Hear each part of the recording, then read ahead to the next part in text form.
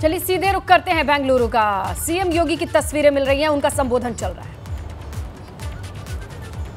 जब इस सेंटर के उद्घाटन का आमंत्रण मुझे प्राप्त हुआ तो मेरे लिए वो अद्भुत क्षण था। श्री मंजुनाथ श्री क्षेत्र के जुड़े हुए इस पावन कार्यक्रम के साथ जुड़ने का कार्यक्रम कर्नाटक और उत्तर प्रदेश का बहुत घनिष्ठ संबंध है और एक घनिष्ठ संबंध इस रूप में भी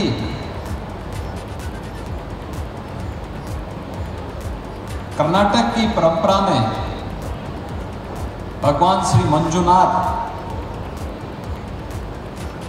यह नाथ संप्रदाय की शैव परंपरा की ही मंजुनाथम गोरक्षम की उस परंपरा को आगे बढ़ाता है और एक सुदृढ़ आध्यात्मिक भाव के साथ एक दूसरे को जोड़ता है। मैं हृदय से अभिनंदन करूंगा डॉक्टर वीरेंद्र हेगड़े जी का, जिन्होंने धर्माधिकारी के रूप में भारत की ट्रेडिशनल मेडिसिन की इस परंपरा को योग एंड नेचुरोपैथी के माध्यम से दशकों पूर्व आगे बढ़ाने का कार्य किया। पहले शांतिवन के रूप में, फिर सौम्यवन के रूप में और अब बेंगलोर में क्षेमवन के रूप में इस परंपरा को उन्होंने आगे बढ़ाने का एक अद्भुत केंद्र यहां पर दिया है। और बेंगलुरु के पास इस प्रकार का एक केंद्र कर्नाटक की दृष्टि अत्यंत महत्वपूर्ण है। ये परंपरा केवल यहीं पे नहीं है, कर्नाटक तो वैसे भी संकट का साथी कहा गया है। प्रभु राम जब वन में सहयोग के लिए भटक रहे थे तो इसी कर्नाटक में बजरंगबली मारुति नंदन हनुमान जी ने उनकी सहायता करने के लिए आगे आए थे। यही कर्नाटक का क्षेत्र है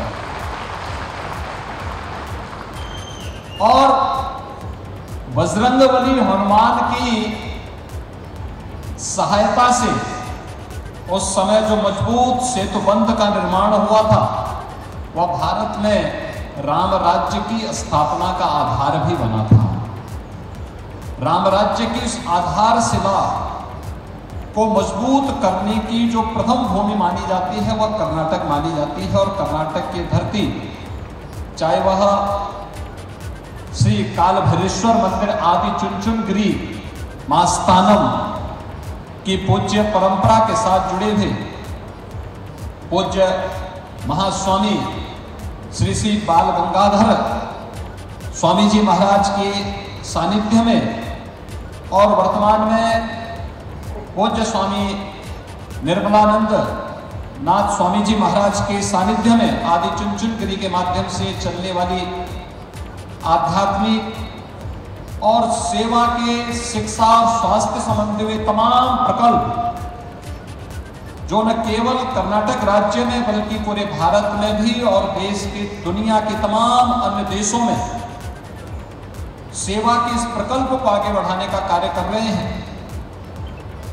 यह नाथ संप्रदाय की एक परंपरा और मेरे लिए अद्भुत था जब डॉक्टर वीरेंद्र हेगड़े जी का यह निमंत्रण मुझे प्राप्त हुआ तो मैंने जानने का प्रयास किया कार्यक्रम में कौन कौन लोग हैं। तो मुझे बताया गया कि इस कार्यक्रम को आशीर्वाद प्राप्त होगा स्वामी निर्मलानंद नाथ जी का, कर्नाटक के माननीय मुख्यमंत्री जी का और स्वयं डॉक्टर वीरेंद्र हेगड़े जी का सानिध्य प्राप्त होगा। तो मैंने कहा मैं भी एक योगी और स्वामी निर्मलानंद नाथ जी भी एक योगी। बोम्मई जी हमारे लोकप्रिय मुख्यमंत्री के रूप में और एक योगी के रूप में वह भी कर्नाटक की सेवा का काम कर रहे हैं। और जिस निश्चल भाव के साथ, जिस कर्मठता के साथ कर्नाटक की जनता की सेवा के लिए उन्होंने कार्य किया है वो अद्भुत है। और डॉक्टर वीरेंद्र हेगड़े जी श्री धर्मस्थल क्षेत्र के माध्यम से एक योगी के रूप में ही वे भी यहाँ पर कार्य करते हुए पूरे क्षेत्र में आध्यात्मिक शिक्षा और स्वास्थ्य के विभिन्न प्रकल्पों के साथ ही इस प्रकार के समाज सेवा के अभियान के साथ जुड़े हुए हैं। यह अद्भुत संजोग है और इसलिए जब मुझे इस प्रकार का अवसर मिला तो मैं अपने आप को रोक नहीं पाया। आज मैं आपके बीच में यहां पर आया हूं। मेरे लिए यह अवसर अत्यंत महत्वपूर्ण है भाइयों बहनों, इसलिए भी महत्वपूर्ण है कि बेंगलोर आईटी और बायोटेक्नोलॉजी का एक हब माना जाता है। अब यह तेजी के साथ ट्रेडिशनल मेडिसिन के एक नए हब के रूप में दुनिया को मार्गदर्शन करता हुआ दिखाई दे रहा है। और खासतौर पर जब प्रधानमंत्री मोदी जी भारत की इकोनॉमी को $5 ट्रिलियन की इकोनॉमी बनाने की ओर अग्रसर हों, हमें अपनी कार्य पद्धति में प्रोफेशनलिज्म कैसे लेके आना है, टेक्नोलॉजी के साथ उसको जोड़ते हुए कैसे हम इसे आगे बढ़ा सकते हैं, यह आज की आवश्यकता है। और आज की इस आवश्यकता के अनुरूप हम उस अभियान का हिस्सा बने। ये केवल सरकार के अकेले प्रयास से नहीं बल्कि सभी सामाजिक, धार्मिक, आध्यात्मिक और वाणिज्यिक संस्थान भी जब इस कार्यक्रम के साथ जुड़ेंगे तो इसके परिणाम उसी रूप में आते हुए दिखाई देंगे। जब भारत को आधुनिक तकनीक की आवश्यकता थी तो आईटी के रूप में बेंगलोर उसका हब बना। भारत को जब किसी भी अन्य क्षेत्र में आगे बढ़ने की आवश्यकता पड़ी तो बेंगलोर ने और कर्नाटक ने उस संकट के साथी के रूप में मजबूती के साथ अपने कदम को आगे बढ़ाया। और आज यह अवसर अत्यंत महत्वपूर्ण है कि आज जब प्रधानमंत्री मोदी जी भारत को दुनिया की एक बड़ी अर्थव्यवस्था के रूप में अग्रसर करने के लिए संकल्पित हैं, उन स्थितियों में भारत के धर्म स्थलों की भूमिका क्या होनी चाहिए।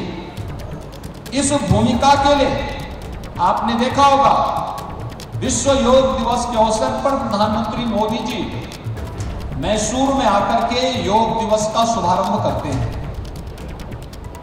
मित्रों, योग दिवस भारत की परंपरागत उस परंपरा का प्रतिनिधित्व करता है जो भारत की आध्यात्मिक परंपरा को वैश्विक मंच पर एक नया स्थान दिलाता है। और पहली बार वैश्विक मंच पर योग की परंपरा को प्रधानमंत्री मोदी जी ने जिस मजबूती के साथ रखा, 21 जून की तिथि विश्व योग दिवस के रूप में आज पूरी दुनिया उसके साथ जुड़ती हुई दिखाई दे रही है। आप सबने इस बात को महसूस किया होगा। पहले योग के बारे में एक बहुत भ्रांत धारणाएं थी। योग के बारे में लोगों के मन में तमाम अन्य प्रकार की धारणाएं थी। लेकिन आज न केवल भारत के अंदर करोड़ों लोग योग की परंपरा के साथ जुड़ रहे हैं, बल्कि दुनिया के 175 देशों ने 21 जून को भारत की योग की परंपरा के साथ जुड़ करके भारत के योग की और आध्यात्मिक ताकत को भी उन्होंने महसूस किया है। लेकिन योग और नेचुरोपैथी हमारे लिए उपयोगी तभी हो सकता है। भारत की परंपरा ने, भारत की ऋषि परंपरा ने इस बात को माना है कि शरीर माध्यम खलु धर्म साधनम, यानी जितने भी धर्म के साधन हैं ये सभी शरीर के ही माध्यम से हो पाएंगे। हमारी इस बॉडी के माध्यम से ही उसे हम पूरा कर पाएंगे और एक स्वस्थ शरीर ही इन सभी कार्यों को संपन्न कर सकता है। योग की ताकत को, आयुष की ताकत को दुनिया ने इस सदी की सबसे बड़ी महामारी कोविड-19 के दौरान स्वीकार किया है। भले ही लोग आधुनिक चिकित्सा पद्धति के कारण उसके पीछे भागते रहे हैं, उसका अपना महत्व अपनी जगह है, लेकिन शरीर की इम्यूनिटी को बढ़ाना है तो हमें अपनी परंपरागत ट्रेडिशनल पैथी की तरफ ही जाना पड़ेगा। और उसमें योग का, नेचुरोपैथी का, आयुर्वेद का, यूनानी का, सिद्धा का, इन सब की अपनी भूमिका है। और इन सब ने जिस प्रकार की भूमिका का निर्वहन किया वह हम सब ने कोविड-19 के पिछले 2-2.5 वर्ष के अंदर जिस प्रकार की चुनौती विश्व मानवता के सामने आई थी, उस चुनौती के दौरान आपने देखा होगा कि कैसे भारत को प्रधानमंत्री मोदी जी के नेतृत्व में सुरक्षित निकलने का रास्ता मिलता गया। भारत की आबादी 135 करोड़ की, लेकिन अगर हम यूएस से इसकी तुलना करें तो मित्रों, यूएस की जो पॉपुलेशन है वह भारत की तुलना में भारत का 1/4 है, लेकिन कोविड-19 से होने वाली जो मृत्यु है वह यूएस में भारत से दुगनी है। यानी हमसे 1/4 आबादी के बावजूद भारत से दुगनी मौतें कोविड-19 से अमेरिका में हो जाना इस बात को यह प्रमाणित करता है कि भारत के अंदर जो परंपरागत हमारी पद्धतियां हैं, जिन्हें हम आज आयुष के रूप में मान्यता देते हैं, इन पद्धतियों के कारण और हमारी जो परंपरागत व्यवस्थाएं हैं, यह व्यक्ति के जीवन को मजबूती प्रदान करने, उसकी इम्यूनिटी को बढ़ाने में इसकी बहुत बड़ी भूमिका है। और इस दृष्टि से यह क्षेमवन योग, नेचुरोपैथी और भारत की ट्रेडिशनल चिकित्सा पद्धति को आगे बढ़ाने का एक बेहतरीन माध्यम बेंगलोर में श्री क्षेत्र धर्मस्थल की ओर से दिया गया एक नया महाप्रसाद है। और मैं इसके लिए श्री क्षेत्र धर्मस्थल के धर्माधिकारी डॉक्टर वीरेंद्र हेगड़े जी को,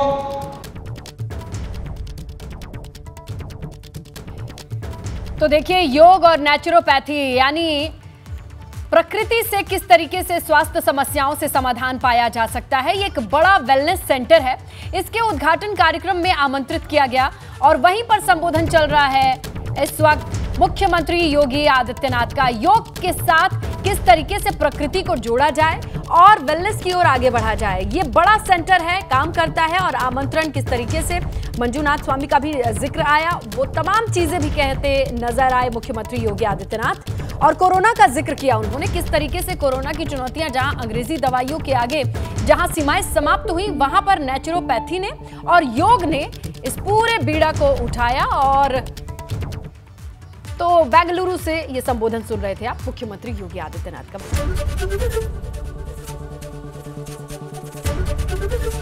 एबीपी गंगा, खबर आपकी, जुबान आपकी।